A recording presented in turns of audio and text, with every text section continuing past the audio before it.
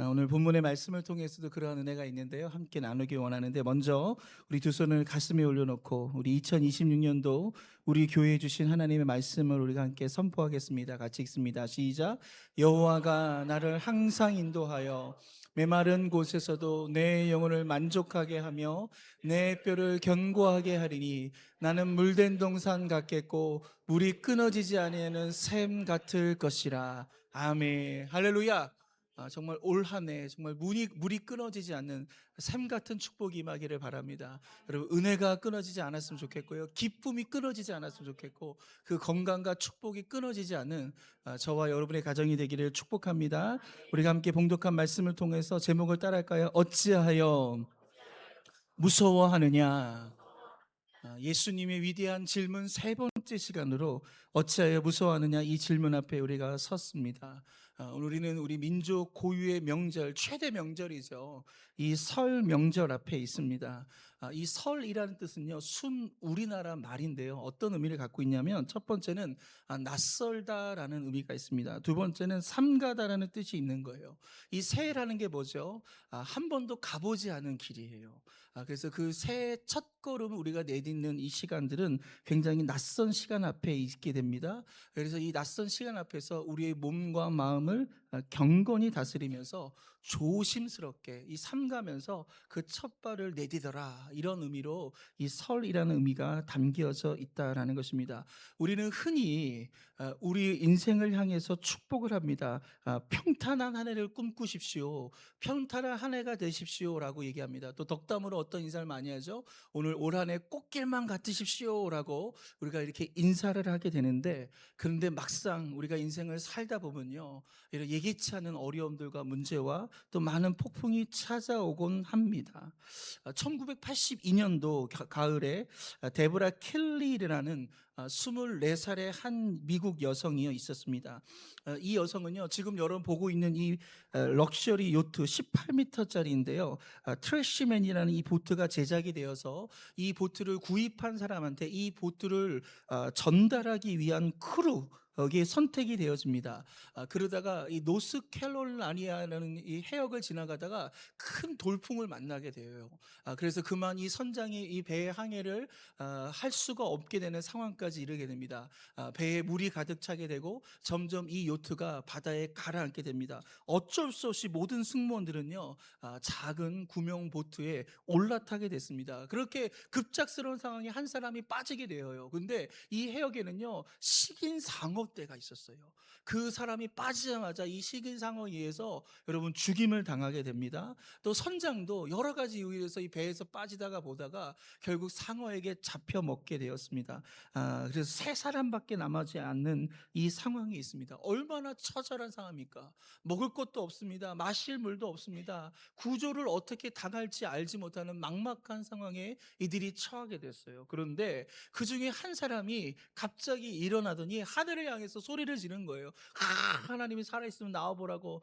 도대체 하나님이 살아계시면 왜 우리를 이 지옥 같은 이 자리에 우리를 내버려 두냐고. 그렇게 막 하나님을 원망하고 막 저주하기를 시작합니다. 근데 이 데보라 켈리라는 이 여성은요, 여러분, 조용하게 그녀가 기도를 합니다. 하나님께 이렇게 기도합니다. 하나님, 이 폭풍을 통해서 하나님께서 주시는 교훈이 무엇인지 구합니다. 하나님의 구원을 잠잠히 기다립니다. 우리를 구원하여 주시옵소서.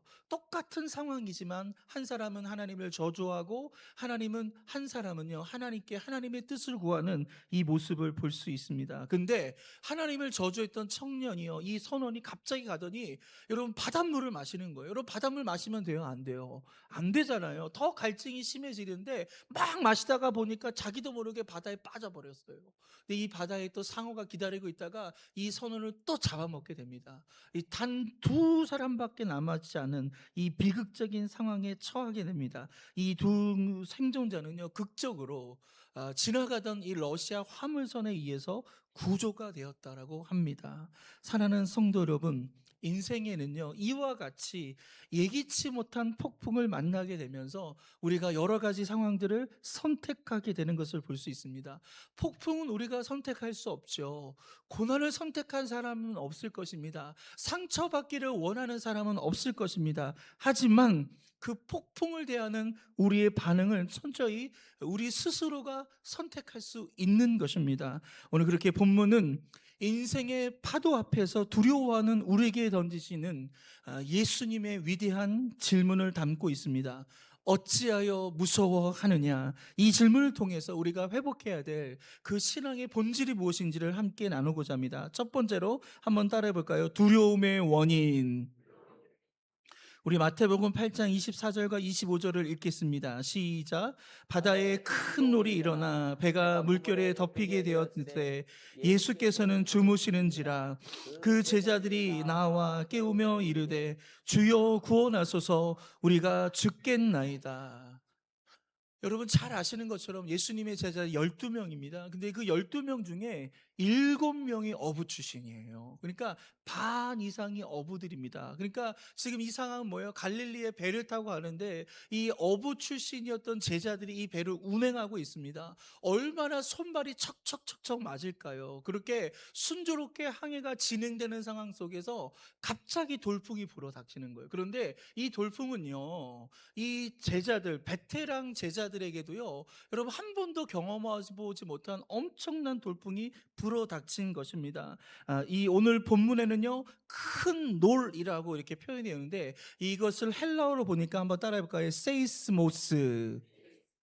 이 세이스모스는 흔들림, 풍랑, 지진이라는 뜻이에요. 여러분 지진 한가운데 혹시 가본 적 있으십니까? 우리나라는 지진을 경험할 수 없지만 우리 이웃나라인 일본은요, 그 지진이 흔드는 걸 경험하는 거예요. 여러분 지진이 흔들면요, 할 수 있는 게 아무것도 없는 거예요. 그냥 그 지진이 멈출 때까지 어떻게든 버틸 수밖에 없는 것입니다. 여러분 제자들이 바로 이러한 상황이었어요. 지금 풍랑이는 바다 위에 떠서 7명이나 되는 제자들이 어부 출신이었고 여기서 평생 살았던 사람들이지만 이 풍랑 앞에서 그들은 요동했고요, 흔들렸고요. 그 삶 전체가 이런 엄청난 통제불능의 절망적인 상황에 놓여지게 됩니다. 그래서 제자들은 비명을 지르기 시작해요. 예수님을 찾으면서 이렇게 얘기합니다. 주여 살려주세요. 우리 다 이러다 죽습니다. 우리를 제발 살려주세요라고 예수님께 비명을 지르는 것을 볼 수 있습니다.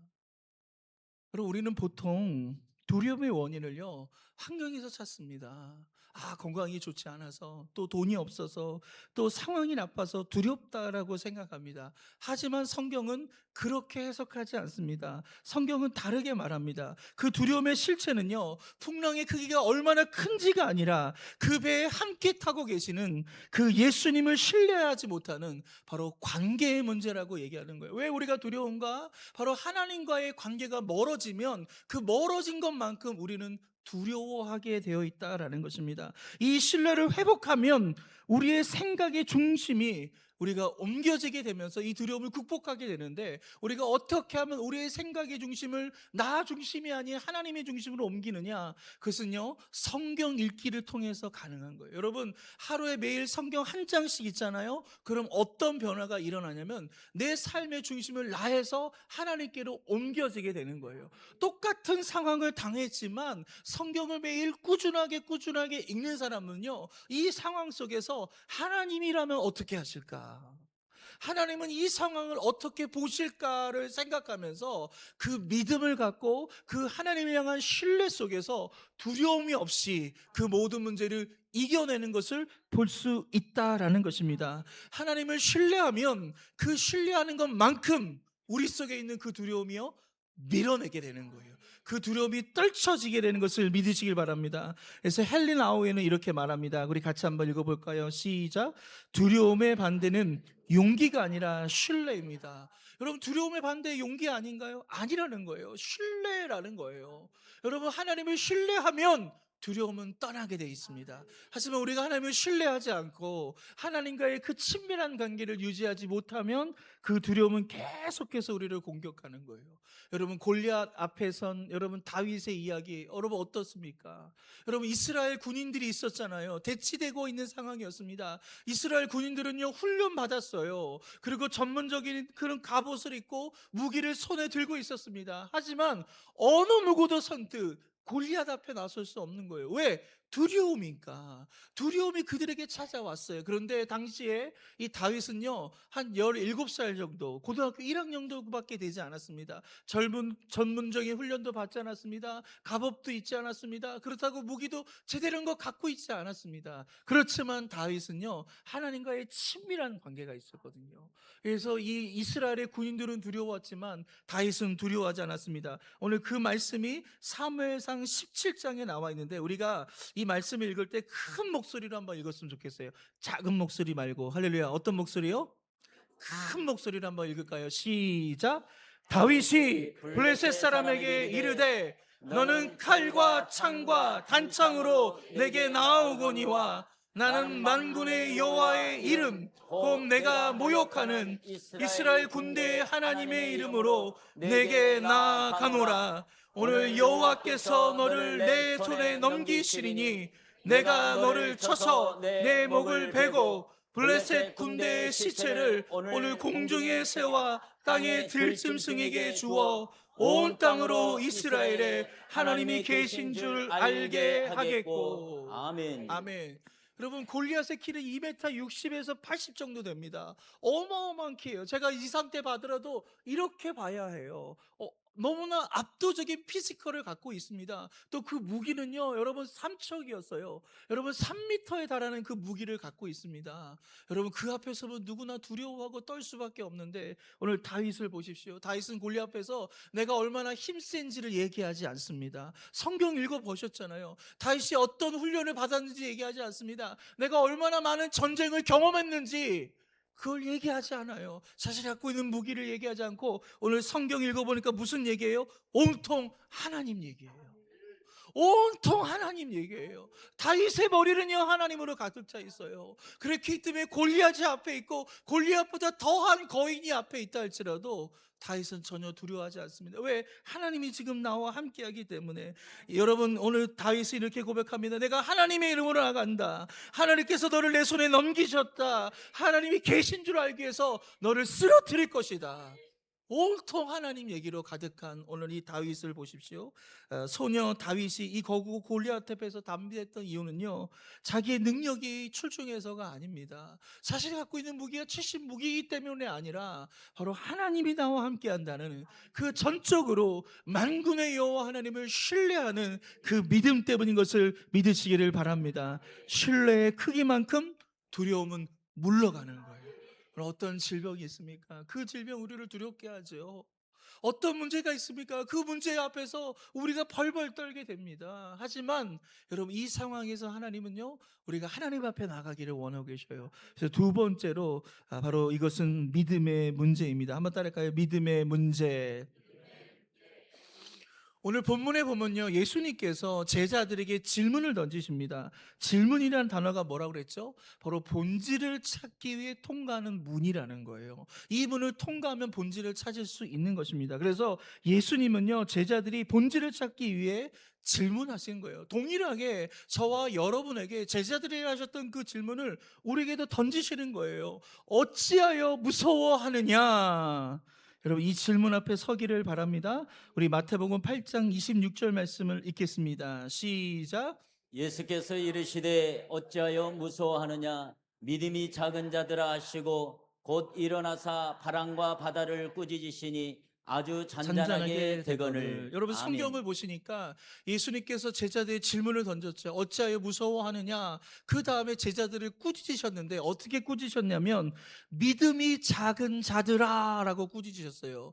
여러분, 믿음이 작다는 게 뭐죠? 양이 많고 적다라는 의미인가요? 그 믿음이 어떤 수량으로 측량할 수 있는데 그 믿음이 너무 모자르다라고 그렇게 꾸짖으신 겁니까? 아닙니다. 여러분, 우리가 이 신약 성경에 있는 이 헬라어를 이해하기 위해서 어떤 방식을 쓰냐면요, 그 당시 1세기, 2세기 고대 헬라어에서 이 단어가 어떻게 사용됐는지를 용례를 알게 되면요, 이 성경의 언어를요, 우리가 오리지널한 의미를 알게 되는데, 여러분, 이 작다라는 이 단어는요, 올리고 피스토이라는 단어인데, 여러분, 이 단어가 여러분 고전 헬라어 문학이라든지 철학에는요, 이 단어가 발견되지 않아요. 이 세속의 언어에서는요, 이 단어가 사용되지 않고 오직 이 단어는요, 성경 안에만 있다라는 것입니다. 이 올리고 피스토스라는 단어 성경에 세 군데 나오는데 어느 때 상황이 나오냐면 폭풍 속에서 두려움에 빠진 제자들의 이야기에서 예수님께서 이 단어를 사용하십니다. 또 무리를 걷다가 의심해서 바다에 빠진 베드로에게 올리고 피스토스라는 이 단어를 사용합니다. 또 먹고 사는 문제에 대한 염려를 말씀하시면서 예수님께서 이 단어를 사용하시는 거예요. 두려움과 그리고 의심 그리고 염려의 상황 속에서 예수님께서 이 단어를 사용하십니다. 이 올리고 피스토스라는 단어는요, 두 개의 단어가 합쳐진 합성된 언어죠. 올리고라는 것은 작다, 피스토스라는 것은 믿음이라는 거죠. 언뜻 보면 작은 믿음이지만 이것의 본래적인 의미는 뭐냐면 작동하지 않는 믿음이다라는 뜻이라는 거예요. 그 결정적인 순간에 작동되지 않는 상태를 뜻하는 거예요. 믿음이 작은 자들아, 그 뜻이 뭐라고요? 왜 너는 너의 인생의 문제 앞에서 그 믿음이 작동되지 않고 먹통이 돼서 고장이 났느냐라고 예수님께서 말씀하시는 거예요. 여러분, 우리가 평상시 보면요, 다 믿음이 있는 것 같아요. 여러분, 오늘 예배에 나오는 거 여러분 보통 믿음 아니면 명절 때 나올 수 없어요. 여러분, 오늘 안 나와도 전화 안 해요. 여러분, 오늘 안 나와도 뭐라고 할 사람 없어요. 왜? 명절이니까 의뢰. 그냥 고향 갔겠지, 어디 명절 찾아갔겠지, 그렇게 얘기합니다. 그렇죠? 오늘 안 나와도 뭐라 할 사람 없는데 여러분 이렇게 나오신 거 보면요, 여러분 대단한 믿음을 갖고 계신 거예요. 그런데 이 믿음이라는 것이 어느 때 증명되냐면 그냥 평범한 이런 이 평온한 바다 위에서 확인되는 것이 아니라 바로 이 세이모스, 그 산 전체를 흔드는 그 풍랑의 상황 속에서 우리의 믿음이 검증된다라는 것입니다. 바로 우리의 인생에 불현듯 찾아오는 그 질병의 문제들, 그 물질의 문제들, 속상한 인생의 문제들이 얼마나 많아요. 또 어떤 사람은 다 평온해, 너무너무 모든 게 다 완벽해. 그런데 삶의 의미를 잃어버리는 거예요. 내 삶이 너무 무의미한 거예요. 내 삶이 가치가 없다고 생각해요. 내가 이렇게 늙어서 죽는다라고 생각하면서 자기의 이 늙음을 한탄하는 분들이 계시는데, 바로 이러할 때 바로 이 믿음이 사용되어져야 되고 이 믿음이 작동되어야 될 줄 믿으시기를 바랍니다. 바로 이 대지진 속에서 바로 이 우리의 믿음이 작동되어야 되는 거예요. 그런데 오늘 예수님의 제자들은 그 믿음이 작동되지 않았어요. 그래서 그 풍랑 속에서 주여 우리가 죽겠나이다, 두려움 가운데 무서워 벌벌 떠는 그 제자들의 모습을 볼 수 있습니다. 마지막 세 번째로 한번 따라할까요? 나의 시선은 어디를 향하고 있는가? 그렇다면 왜 우리의 믿음은 작동되지 않았는지, 그리고 작동되지 않는 이 믿음이 다시 한번 작동하기 위해서 무엇이 필요할까요? 오늘 마태복음 14장의 베드로의 이야기에 저는 그 답이 있지 않을까 생각합니다. 우리 마태복음 14장 28절과 32절 말씀을 같이 읽겠습니다. 시작. 베드로가 대답하여 이르되 주여, 만일 주님이시거든 나를 명하사 물 위로 오라 하소서 하니, 오라 하시니 베드로가 배에서 내려 물 위로 걸어서 예수께로 가되 바람을 보고 무서워 빠져가는지라 소리질러 이르되 주여 나를 구원하소서 하니, 예수께서 즉시 손을 내밀어 그를 붙잡으시며 이르시되 믿음이 작은 자여 왜 의심하였느냐 하시고 배에 함께 오름에 바람이 그치는지라. 여기 나오죠. 믿음이 작은 자요. 바로 이 헬라어 단어가 바로 여기서 사용되었다라는 것입니다. 여러분, 한밤중에 예수님께서 산에서 기도하는 상황이었어요.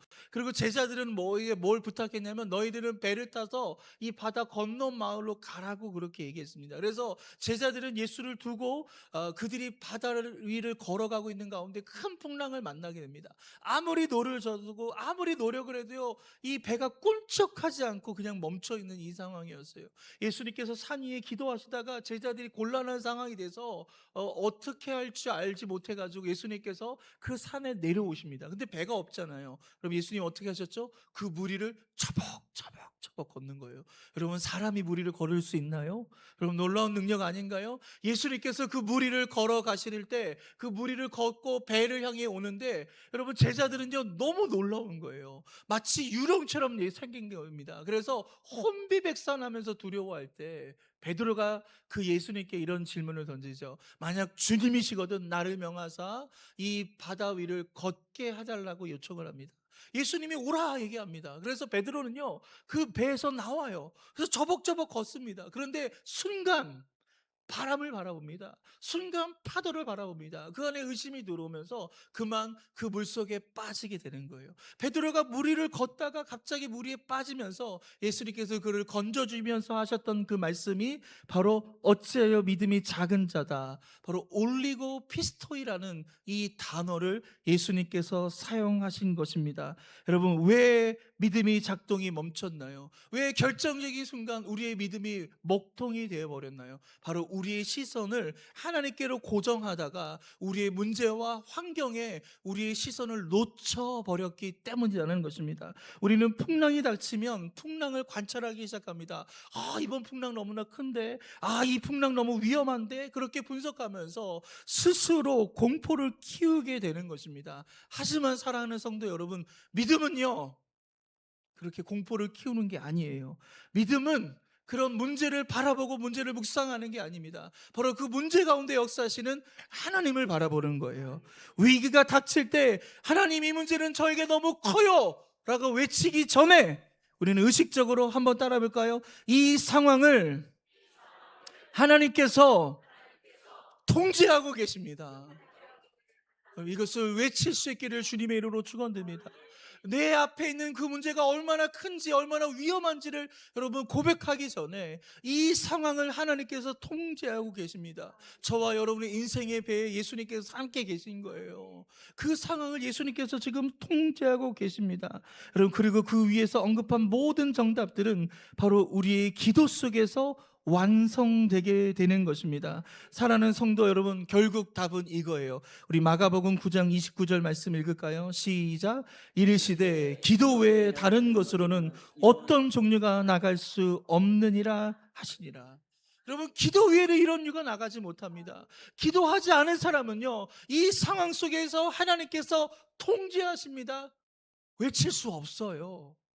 기도하지 않은 사람은요 하나님만을 바라볼 수가 없는 거예요. 기도하지 못하다 보니까 환경을 바라보고 문제를 바라보고 상처를 바라보면서 그 상황 속에서 끙끙거리고 두려워하면서 우리의 믿음이 작동되지 않은 것입니다. 여러분, 믿음이 작동되기 위해서는요 기도가 필요해요. 믿음이 작동되기 위해서는 우리가 성경 말씀을 읽어야 되는 거예요. 이 과정을 통해서 우리는 더 하나님을 신뢰하는 방법을 배우게 되고요, 우리의 시선을 문제가 아닌 하나님께 고정하는 방법을 우리가 터득하게 될 수 있는 것입니다. 기도 없이 하나님께서 이 상황을 통제하고 계시다라고 외칠 수 없습니다. 우리 마지막으로 마태복음 8장 27절 말씀을 읽어볼까요? 같이 읽겠습니다. 시작. 이 사람들이 놀랍게 여겨 이르되 이가 어떠한 사람이기에 바람과 바다도 순종하는가 하더라. 여러분, 이 풍랑이는 이 과정 속에서 제자들이 두려웠죠. 떨었죠. 예수님을 찾았을 때 예수님이 뭐라고 질문하셨죠? 어찌하여 무서워하느냐, 믿음이 작은 자들아. 그러고 나서 예수님이 어떻게 하십니까? 그 바람과 파도를 향하여 잠잠하라라고 외쳤을 때 갑자기 모든 파도가 잔잔해지면서 고요해지기 시작하는 거예요. 이 상황이 다 종료가 되었어요. 이 급박한 상황, 위기의 상황, 우리가 통제할 수 없는 상황이 다 종료가 되었는데 그 종료된 상황을 마무리하면서 오늘 성경은요 제자들의 고백으로 이 상황을 이렇게 마무리합니다. 제자들이 뭐라고 얘기하죠? 놀랍게 여깁니다. 그러면서 뭐라고 하죠? 이가 예수님이 어떠한 사람이기에, 예수님이 어떠한 사람이기에 바람과 파도도 순종하는가, 이렇게 말씀하고 있는 것입니다. 즉 여러분, 마태복음 8장의 풍랑 사건은요 단순히 용기를 내 라고 그렇게 격려하는 것이 아니라 그냥 우리가 믿음으로 풍랑을 이기자라고 하는 어떤 자기계발서의 어떤 교훈으로 풀지 않고 이 사건의 목적이 뭐예요? 바로 제자들로 하여금 예수님이 누구신가를 깨닫게 하는 데 있다라는 것입니다. 그 풍랑한 가운데서 예수님의 그 정체가 드러나는 거예요. 바로 그 문제 상황 속에서 예수님이 어떤 분이신지를, 예수님은 그냥 단지 좋은 말씀하는 선생님이 아니라, 랍비가 아니라, 그냥 좋은 사람이 아니라 바로 누구라는 거예요? 바로 온 천하 만물을 다스리시는 바로 하나님이라는 것을 오늘 이 말씀은 고백하고 있는 것입니다. 오늘 그런 의미에서 오늘 우리가 마주한 풍랑은요, 여러분, 저와 여러분이 당하고 있는 어려움의 삶의 문제들은요, 우리를 침몰시키기 위한 심판이 아닙니다. 우리의 배에 타고 계신 분이 누구신지, 그분이 얼마나 크신 분인지를 가르쳐 주기 위해서 찾아온 바로 하나님의 위대한 초대장인 것을 믿으시기를 주님의 이름으로 축원드립니다. 여러분, 폭풍은 고통스러워요. 그런데 폭풍 없이 성장할 수 있는 사람은 없습니다.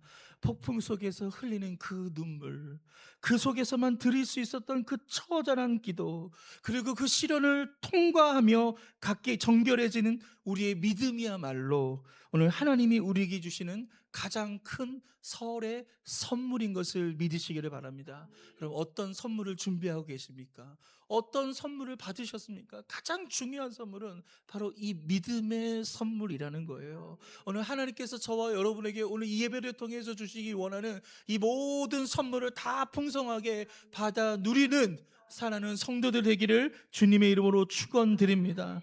오늘 그렇게 이 설 명절 어떤 풍랑 앞에서도 우리는 담대히 외칠 수 있어야 돼요. 어찌하여 무서워하느냐? 내 배는 만물의 주인이신 예수님께서 함께 하신다. 할렐루야! 사랑하는 성도 여러분, 두려움은 우리의 믿음의 종착역이 아니라 하나님의 신비로 들어가는 현관문인 거예요. 두려움 앞에 여러분 두려워하지 마시고 두려움 앞에서 주저앉지 마세요. 그 두려움의 문을 열고 들어가시면 여러분 그 속에 하나님의 놀라운 신비와 그 사랑과 그 은총을 우리가 경험하게 되는 것입니다. 풍랑을 보며 여러분 계산기를 두드리지 마시고 그 풍랑이를 걸어오시는 그 주님과 우리의 시선을 마주하면서 여러분 오직 예수 그리스도만을 바라보는 저와 여러분 되기를 주님의 이름으로 축복합니다. 그때 비로소 우리의 삶을 흔드는 이 세이스모스, 이 지진과 같은 고통은 바로 하나님의 놀라운 영광으로 변화되게 되는 것입니다. 오늘 그렇게 저와 여러분이 갖고 있는 이 질병, 우리 가족들이 당하고 있는 이 질병의 어려움들, 또 이 고난의 현장의 상황들 속에서 물질의 어려움들, 또 관계의 어려움들, 또 수많은 인생의 어려움 앞에서 오늘 하나님을 발견하시고 할렐루야, 하나님과의 그 친밀함을 회복함을 통하여서 여러분의 삶의 그 풍랑이 잠잠하게 될 줄 믿으시기를 바랍니다. 여러분 선포하십시오. 우리 주님의 놀라운 역사가 임할 줄 믿으시기를 바랍니다.